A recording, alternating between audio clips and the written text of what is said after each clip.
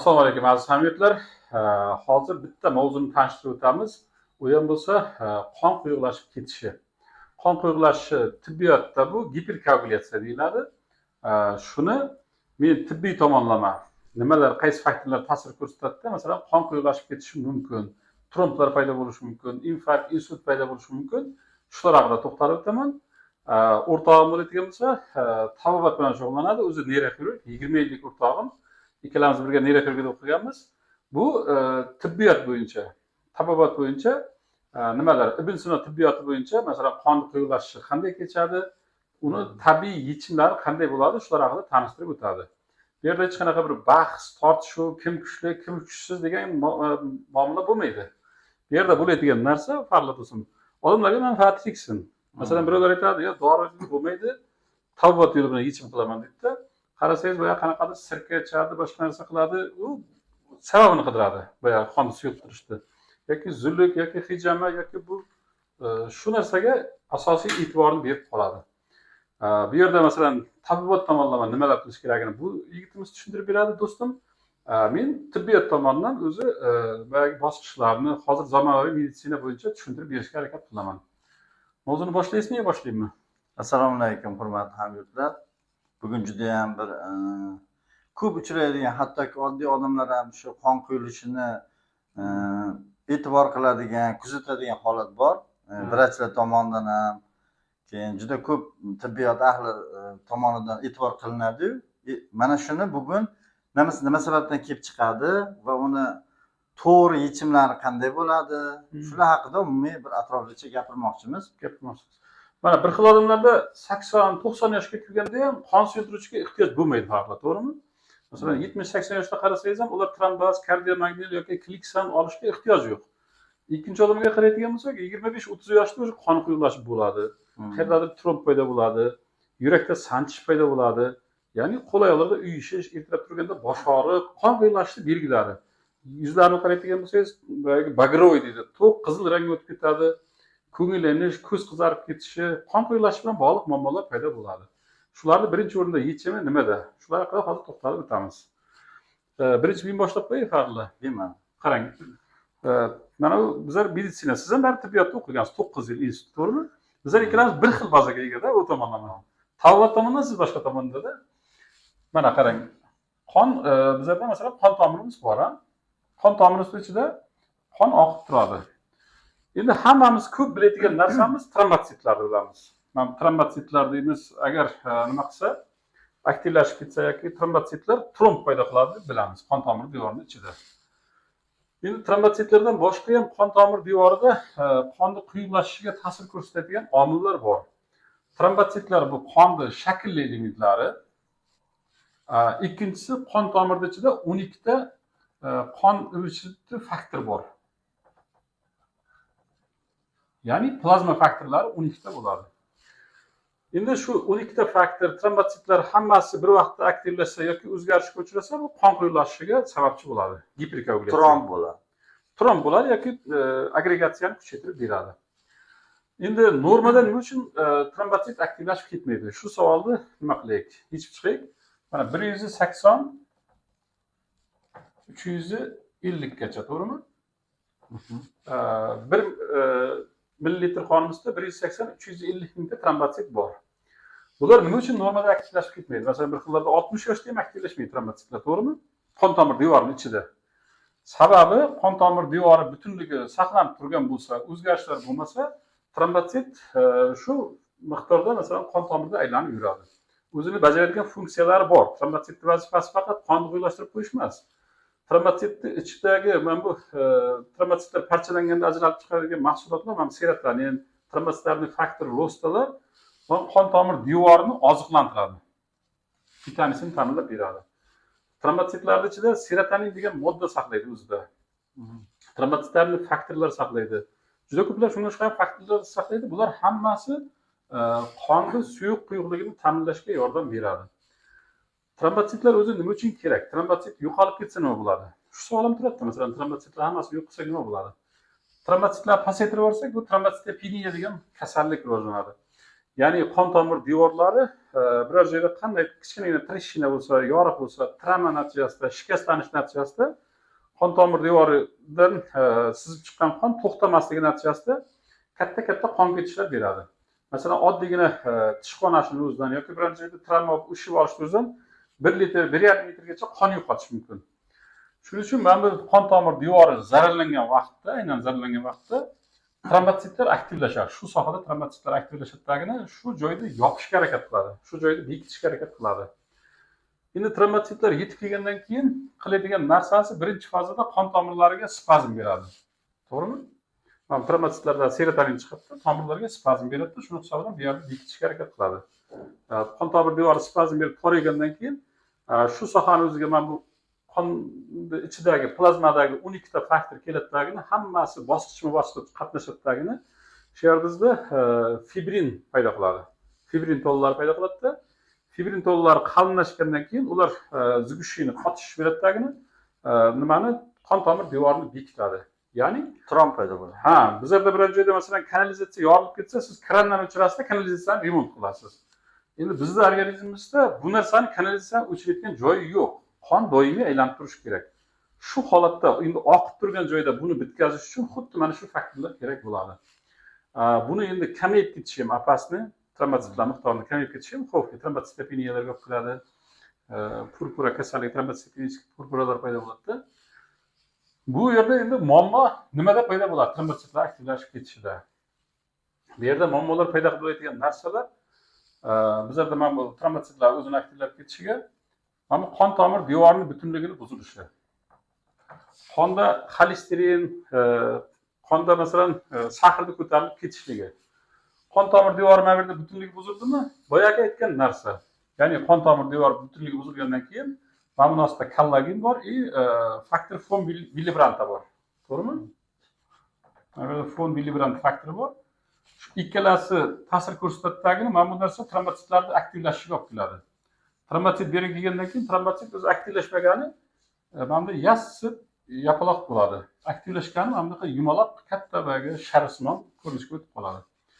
Endi trombotsitlar bu yerda aktivlashadidagini shu sohani bekitishga harakat qiladi. Qon tomir devorini nima zararlaydi? Qon tomir devorini zararlaydigan birinchi narsa bu hozirgi vaqtdagi kam harakat hayot tarzimiz. Qon nimani quyuqlashiga sababchi bo'ladigan faktor. Ikkinchi narsa masalan ximikat narsalar, mana bu nimalar, kofeinlar yoki bo'lmasa margarin narsalar yoki o'ta quyuq ovqatlar yeyishimizda hammasi qonda xolesterinni ko'taradi. Birinchi narsasi masalan kofeinlar o'zi qon tomir devorini zararlaydi yoki sigaret chekishimiz, nos chekishimiz, zararli odatlarimiz hammasi qon tomir devorini zararlaydi. Endi bu yerda bitta joy zararlanmaydi. Bir nechta, даже minglab joylar zararlanadi. Qon tomirlar o'zi uzunligi ekvatorda aylanishga yetadi, to'g'rimi? Shu darajada uzun qon tomirlarga egamiz. Endi bu qon tomirlar zararlangandan keyin, masalan, bittasi zararlansa 10 ta trombotsit aktivlashadi bu yerda. 10 ta joy zararlansa 100 tasi aktivlashadi, ko'ryapsizlarmi? Endi trombotsit bittasi aktivlashgandan keyin bundagi aktivlashgan fermentlar ikkinchi trombotsitni aktivlashtirib yuboradi. Shuning orqasidan endi trombotsitlarning agregatsiyasi kuchayadi. Agregatsiyasi kuchayib, mana qon tomir devoriga yopishib boshlaydi. Bizlarda hozir bu trombotsit bilan bog'liq, shaklli element bilan bog'liq qismini aytib o'tdim. Shaklli element 3 ta: eritrotsit, leykotsit, trombotsit. Uchalasi ham suyakli qizil iligida sintez bo'ladi. Endi qonni quyuqlashtiradigan faktorlar bor. Ya'ni qon emishini ta'minlab beradigan plazmindagi faktorlar bor. Ya'ni qonni plazmasidagi faktorlar. Ularning ahamiyati juda katta. Endi 12 ta faktor bor. Hozir endi nomma-nomma sanashda uni zarurati yo'q. Bular hammasi kaskadli, bir-biridan keyin bir-birini to'ldirib ketadigan bosqichlar hisoblanadi. Qaysilardir kalsiy ionlari hisobiga aktivlashadi, kalsiy ionlari qaysidir joylarda qatnashadi, boshqasi boshqa faktorlar hisobiga aktivlashib ketaveradi. Endi plazmadagi faktorlar qachon kamayib ketadi? Birinchi o'rinda plazmadagi faktorlar kamayadigan narsa jigar kasalliklari, jigar sirrozi, jigar kasalliklari kamayib ketadi.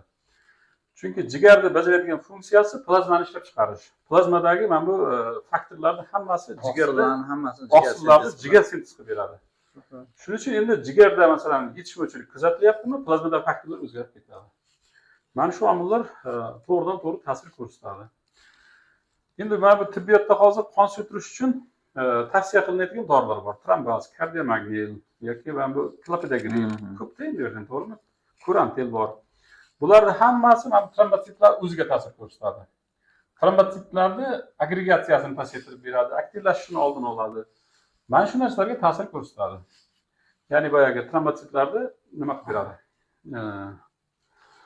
Sinab qilib beradi-da, qo'pol qilib aytganda.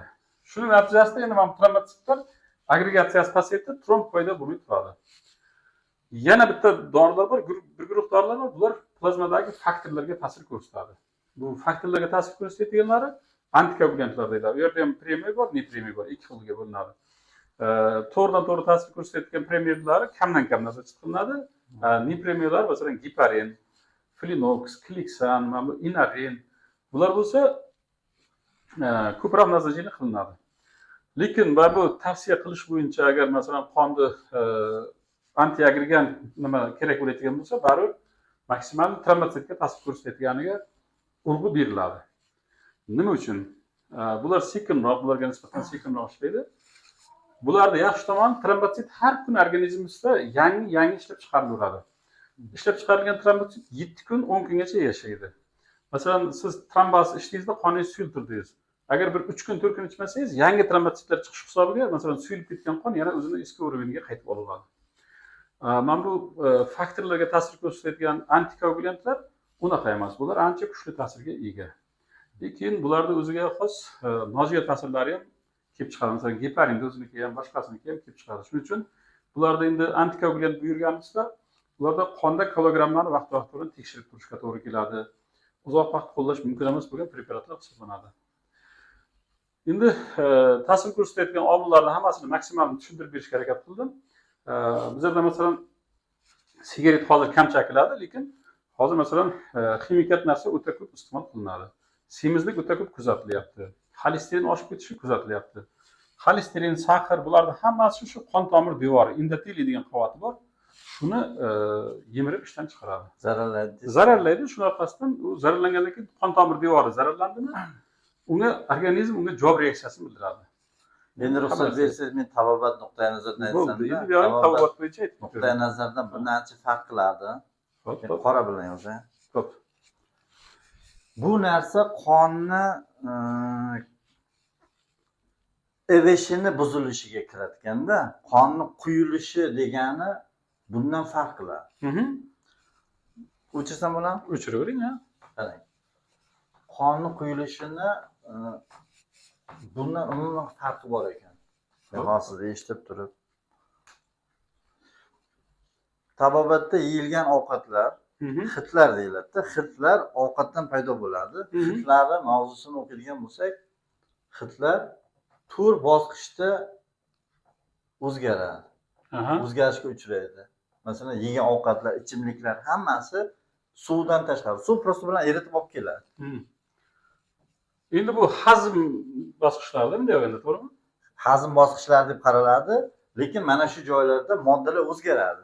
Kimyoviy darajada o'zgaradi. Mana bu oshqozon ichi tizimi. Bu jigar, bu qon. Mana bu a'zolar. Yeyilgan ovqat oshqozon ichi tizimida fermentlar ta'sirida uglevodlar, oqsillar, yog'lar parchalanadi. Bularning kerakli qismi so'rib olinadi, keraksiz qismi katta hojatga chiqib ketadi. To'g'rimi? Xo'p, ovqat birinchi hazm, ikkinchi hazmga o'tdi. Ikkinchi hazmdan qon paydo bo'ladi deb aytamiz. Chunki hozir aytganimizdek, qon hamma plazmasini sintez qilib beradi birinchidan. Ikkinchidan eritrositlar, trombositlar, leykositlar bular ko'mikda yetilsa ham, lekin ularni oziq moddalarini jigar ta'minlaydi. To'ppa-to'g'ri. Shuning uchun xulosaviy qilib aytadigan bo'lsak, jigar qon paydo qiladi.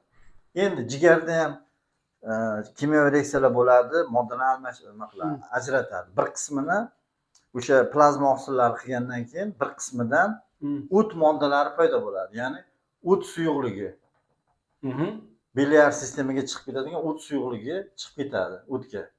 Buni bir qismi mana shu sintez natijasida bo'ladigan narsalarning bir qismi siydikka ketadi.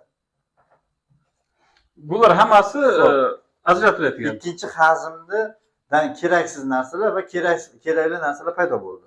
Uchinchi hazm qon. qon siz aytganda eritrosit, leykosit, Shakl elementlari. trombositlardan iborat. Aha. Xo'p, mana bu eritrosit bilan leykositlar bular jonli hujayralar, to'g'rimi? Tirik hujayralar, faqat aylanib yuradigan, harakatchan suyuqda aylanib yuradigan. Bularning hajmi 7-8% tashkil qiladi massa telani, to'g'rimi? Xo'p, bular jonli bo'lgandan keyin bular ham glyukozani qabul qiladi, kislorod qabul qiladi, yonish bo'ladi, glikogenez bo'ladi, o'zini modda almashinuvi bor. Buni ham natijasida chiqadigan narsalar karbonat o'pkaga, azot qoldiqlari siydikka ketadi. Oddiy qilib aytganda hamma hujayrada bo'ladigan. Ya'ni mana eritrotsitlar bu yerda mana bu narsa bo'lyapti. Men hozir tushunish bo'yicha sizga aytaman. Mana ovqat yedik. Yegan ovqatimiz haqiqatda keragicha masalan oshqozonda ishlov berildi, ichaklarda ishlov berildidagini so'rildi, so'rilgan hammasi jigarga boradi. Borayotgan joyi. Lekin endi bu yerda masalan axlat bilan boya ortiqchasi keraksiz chiqib ketyapti. To'g'rimi? Ikkinchisi jigarning o'zida hammasi metabolizmga uchraydi. Jigar eng katta nima a'zo hisoblanadi, to'g'rimi? Jigarda metabolizmga uchragandan keyin bulardan paydo bo'ladigan kerakli, foydalisi yana qonga o'tadi. Masalan, mikroelement deymizmi, oqsillar deymizmi, aminokislotalar sintezi o'tadimi yoki qanaqadir boshqa ko'rinishda qonga o'tyapti yana, to'g'rimi?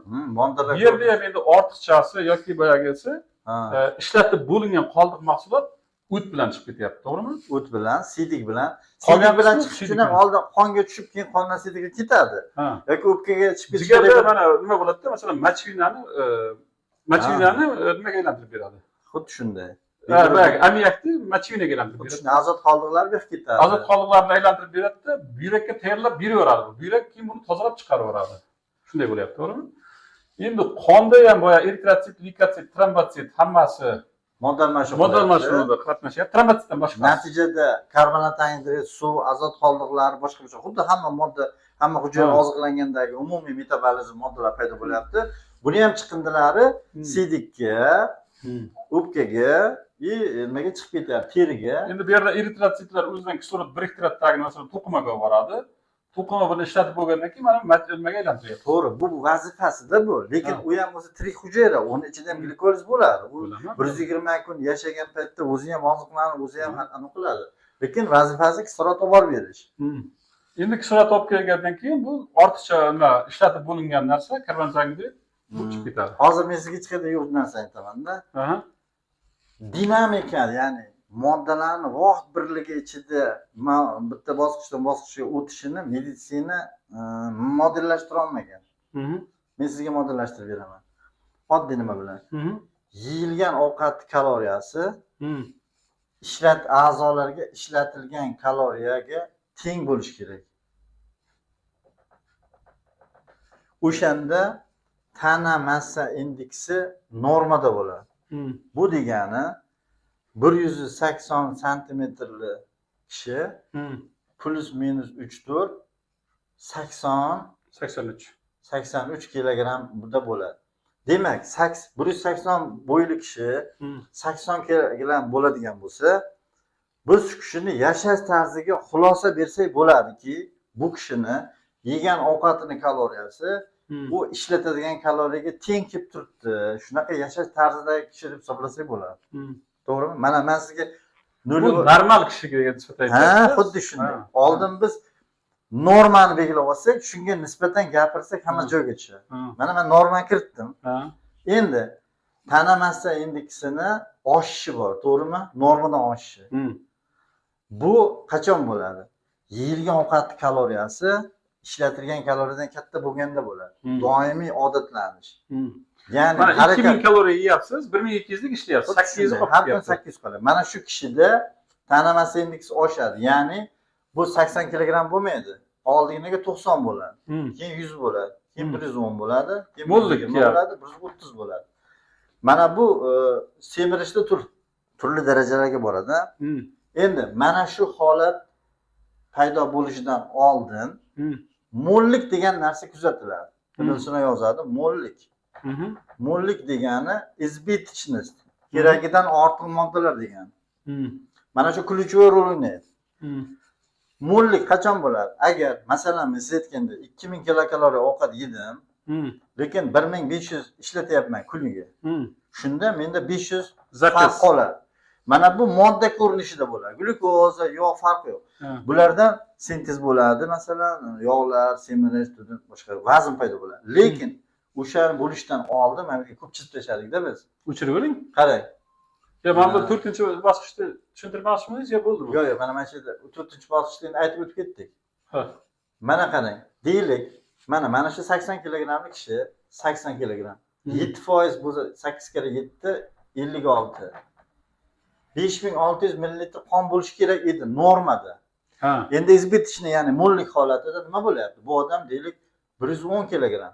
Ko'paygan 7. 7700. Ha.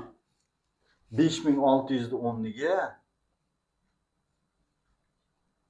Ha. 7700 bo'lyapti. Oh. Shoshmay turing. Men sizga meditsina o'sha modelga solinmagan joy modelga qo'yib berdim. Bo'ldi.